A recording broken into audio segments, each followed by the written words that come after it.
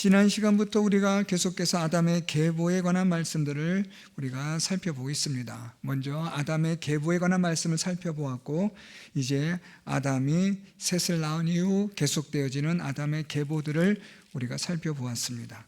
오늘은 이제 이 아담의 계보 가운데서 등장하는 에녹에 대해서 우리가 오늘 말씀을 살펴보고, 다음 시간에는 노아에 대해서 우리가 말씀을 살펴보려고 합니다. 아담의 계보 속에서 낳았고 죽었더라 라는 이 반복되어지는 이 패턴 속에서, 그럼에도 불구하고 하나님은 여기에 하나님의 희망, 하나님의 구속의 역사를 이루어 가시는 그런 것들을 우리가 살펴보는 중요한 말씀들이 되고 있습니다. 낳았고 죽었더라 라는 이 말씀 속에서 문득 등장되어지는 두 인물이 오늘 본문에 등장하는데, 오늘 우리가 살펴볼 인물은 에녹이고, 다음 시간에 살펴볼 사람은 노아가 되겠습니다. 오늘 말씀 통해서 우리가 살펴보는 것은 에녹이 낳은 아들 무두셀라에 대해서 우리가 함께 살펴보고, 그리고 에녹은 어떤 삶을 살았는지, 그리고 그가 살았던 삶은 어떤 결과를 낳았는지, 이런 것들을 살펴보려고 합니다. 먼저 에녹이 낳은 아들에 대한 말씀이 시작이 되는데요. 21절에 에녹은 65세에 무두셀라를 낳았고, 무두셀라를 낳은 후 300년을 하나님과 동행하며 자녀들을 낳았으며 라고 말씀합니다. 여러분, 무두셀라에 대해서 여러분들이 강하게 인상되어지는 게 무엇입니까? 장수한 사람, 성경에서 가장 오래 산 사람, 우리 보통 그렇게 이해하고 있고, 또 성경 퀴즈나 무슨 성경 지식을 우리가 묻는 그런 자주 등장하는 단골 메뉴가 무두셀라입니다. 자, 그런데 사실 우리의 생각보다 무두셀라는 훨씬 더 우리가 알지 못하는 그런 삶을 살았던 인물입니다.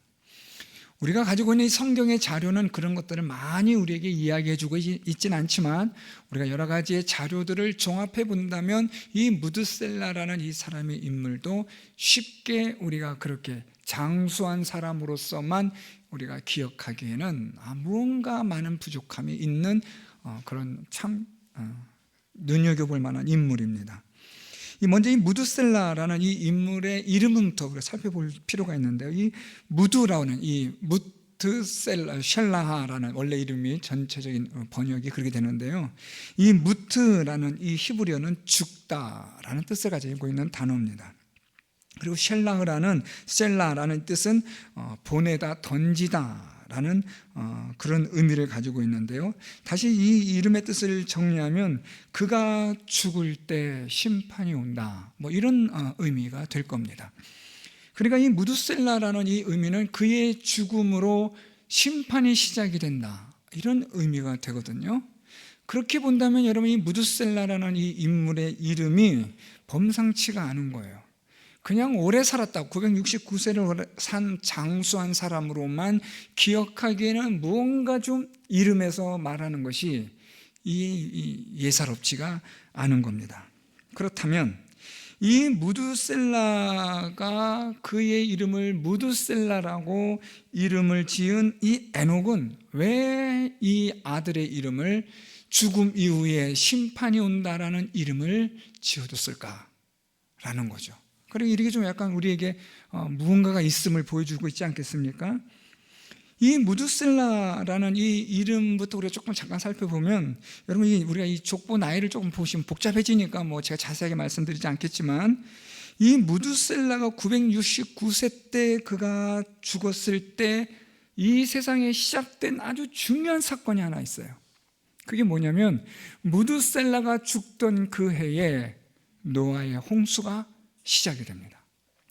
그러니까 이게 우연한 그런 것이 아니라, 이 무두셀라가 죽는 그 해에 하나님의 물의 심판이 이 세상에 시작되었다라는 걸 볼 때에 무두셀라의 이름의 뜻, 그가 죽을 때 심판이 온다라는 이 이름은 아주 기가 막힌 예언적 이름이 된다라는 겁니다.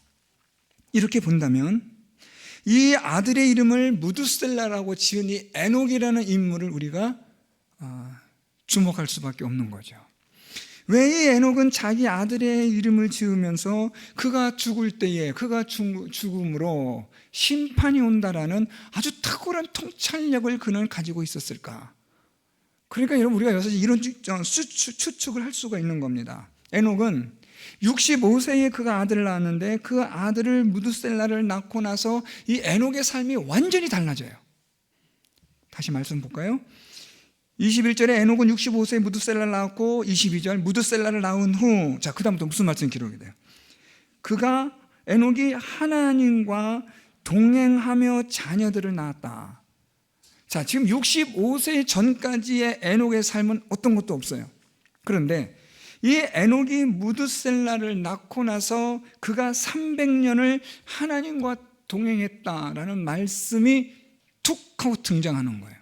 그렇다면 이 에녹이 무드셀라를 낳았을 때 분명한 어떤 에녹의 삶의 전환점을 가져오는 무언가가 있었다라는 거죠. 그 무언가는 뭔지는 모르지만 무드셀라를 낳으면서 에녹은 그 무언가를 깨달았고, 그 무언가를 깨달은 그가 아들의 이름을 무드셀라라고 말하면서 이 아이가 죽은 후에 하나님의 심판이 온다라는 이름을 지어준 거라는 거예요.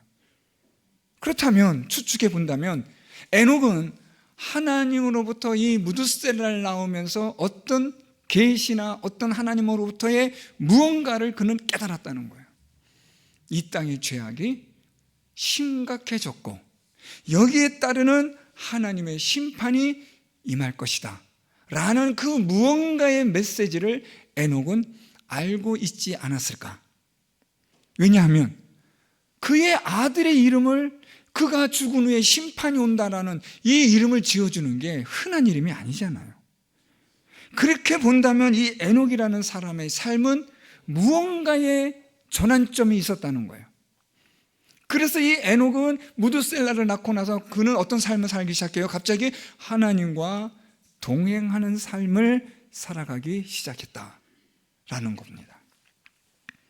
자, 그러니까 여러분, 우리가 여기서 생각해 볼 수 있는 것은 이 에녹은 하나님의 그 무언가를 깨달은 거예요. 이 죄악이 심각해져가는 시대를 바라보면서 야, 하나님의 심판이 머지 않았구나 라는 그러한 종말론적 삶을 살아가는 그런 에녹의 삶이 시작되어지는 그 무언가가 있었다는 거예요.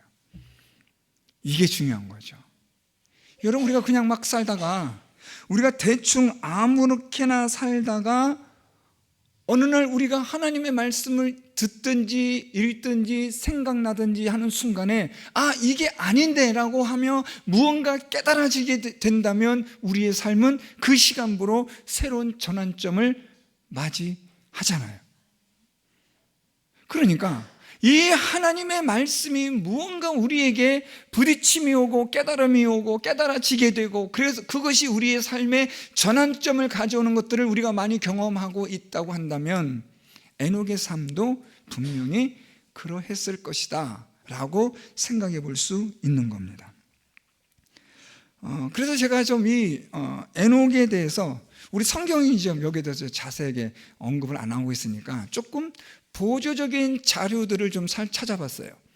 그래서 소위 우리가 말하는 외경이라는, 성경은 정경은 아니지만 이 성경을 주변에 흩어져 있는 그런 외경이라는 것들이 있는데, 그런 것들 몇 권을 찾아보면서 이 에녹이라는 사람에 대해서 좀 재밌는 기록들이 있어요. 이 에녹은 자기가 하나님으로부터 승천하기 전에 자기가 보았던 그런 깨달았던 지혜들을 잘 기록하여서 그것을 무드셀라에게 남겨주었다라는 그런 흥미로운 글들이 있어요. 또 라멕이 노아를 낳았을 때 노아의 그 인물이 범상치 않았다라는 그런 외경의 기록이 있어요. 이건 뭐 여러분 성경에 있는 건 아니니까 그냥 참고만 하는 거예요. 마치 모세가 태어났을 때 그 인물이 출중했던 것처럼 노아의 인물의 이 무언가의 기이함을 본 이 라멕이 깜짝 놀랐는데, 이걸 본 이 무드셀라가 아버지를 찾아가서 에녹에게 이런 이야기를 하니까 에녹을 통해서 노아에 대한 어떤 이야기를 듣고 라멕을 안심시켰다라는 그런 정경의 글들이 있어요. 이렇게 본다면 이 에녹이라는 이 사람의 인물이 사실 범상치가 않은 거예요. 그냥 여러분, 우리가 보기에 그냥 성경 읽으면서 에녹이 하나님과 동행하다가 하나님 데려가셨구나, 이런 간단한 이야기가 아니라 그의 삶에 그 무언가의 전환점이 있었고, 그 무언가의 전환점을 통해서 에녹의 삶이 지금까지 살아왔던 65년의 인생이 아닌 완전히 새로운 인생을 그는 살아가기 시작했는데, 그 인생이 무엇이었냐면 하나님과 동행하는 인생이었다라는 거죠. 그래서 그는 이 아이를 낳으면서도 아이의 이름은 이 아이가 죽은 후에 하나님의 심판이 온다는 아주 기가 막힌 통찰력 있는 예언자적 관점을 가지고 있었다. 그의 지혜는 하나님께서 말로 다 할 수 없는 풍성한 지혜를 그에게 주셨다. 뭐 이런 많은 다양한 의미들을 부여할 수 있는 그 사람이 에녹이라는 거죠.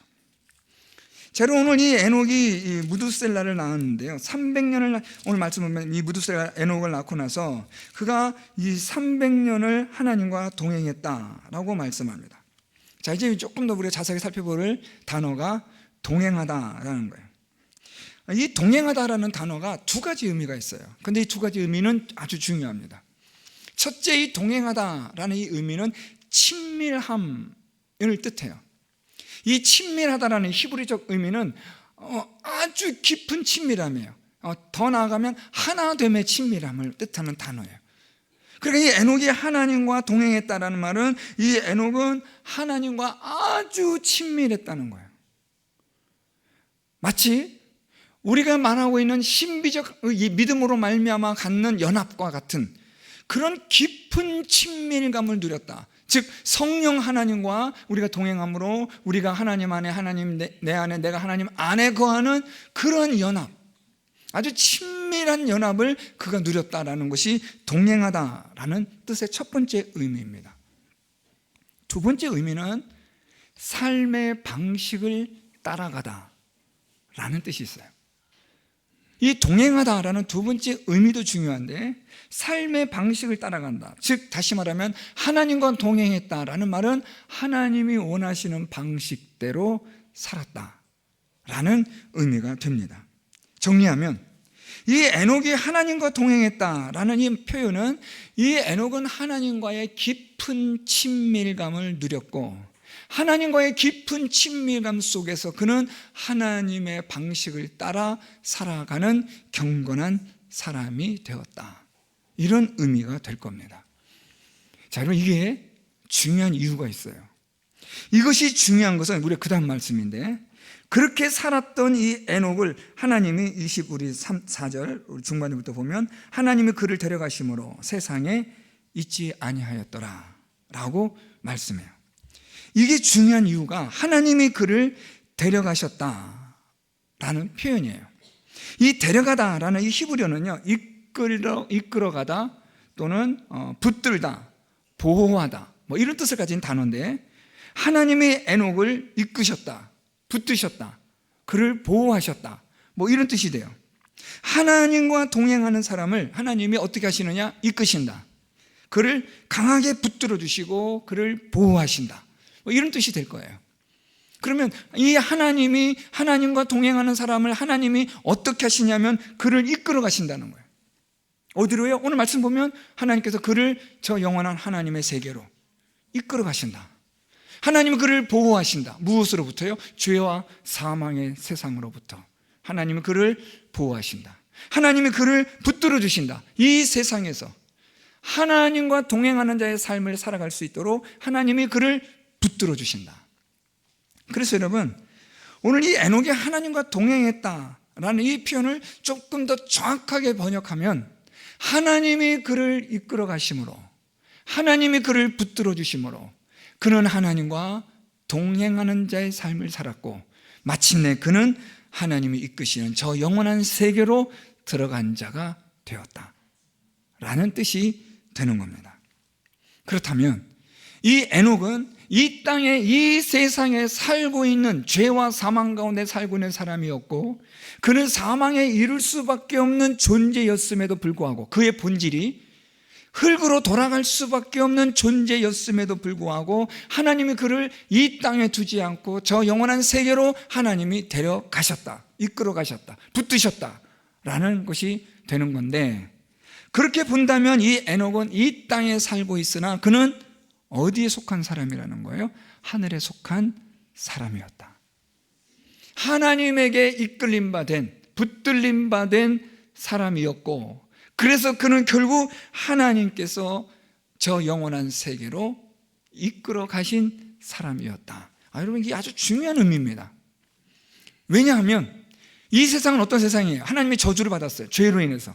그래서 사망으로 우리는 이 흙으로 돌아갈 수밖에 없는 존재인 거예요. 그런데 이 죄와 사망의 세상에서 우리는 얼마든지 저 영원한 세상으로 나아갈 수 있는 길이 있다는 것을 오늘 하나님이 에녹을 통해서 보여주시는 거예요.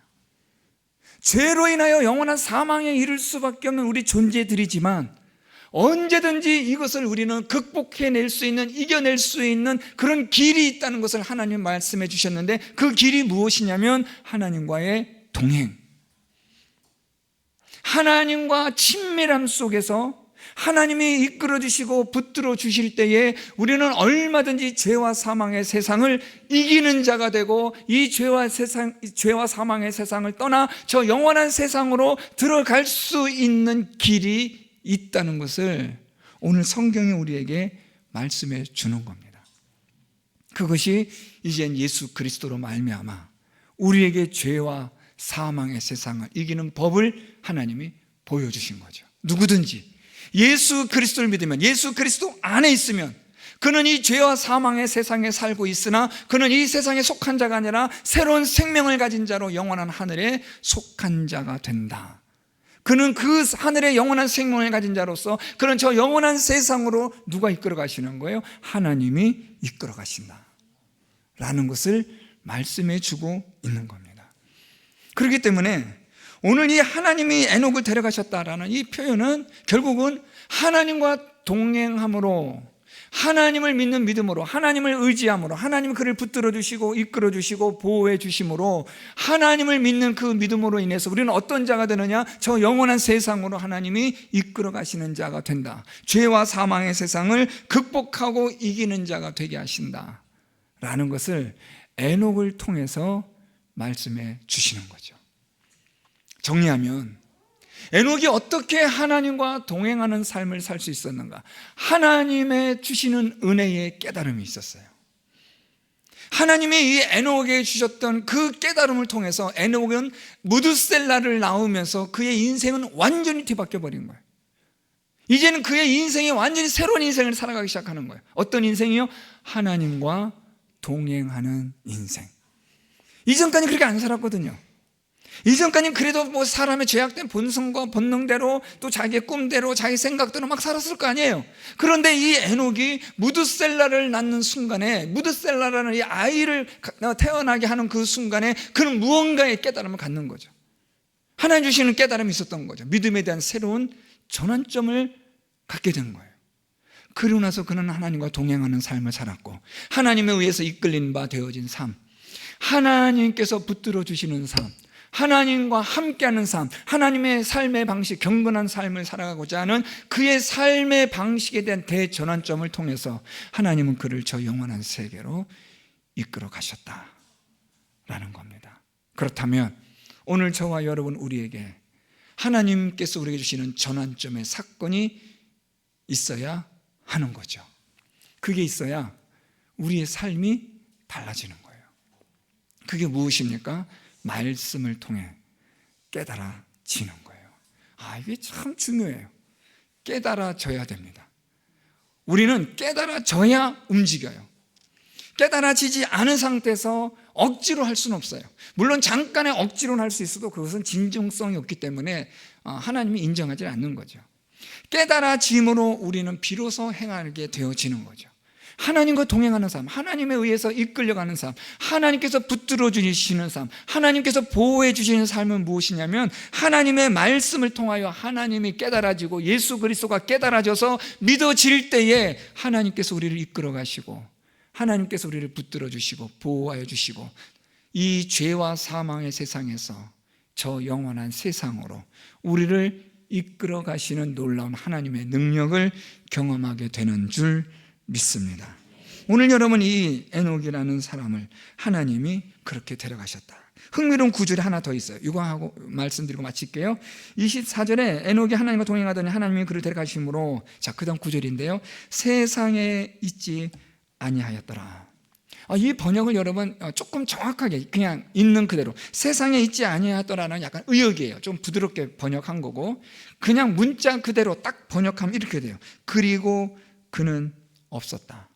저는 이 번역이 참 좋아요. 그리고 그는 없었다. 세상에는 살고 있었는데 그는 이 세상에 존재하지 않는 삶을 살았다. 이 세상과는 전혀 다른 삶을 살았다.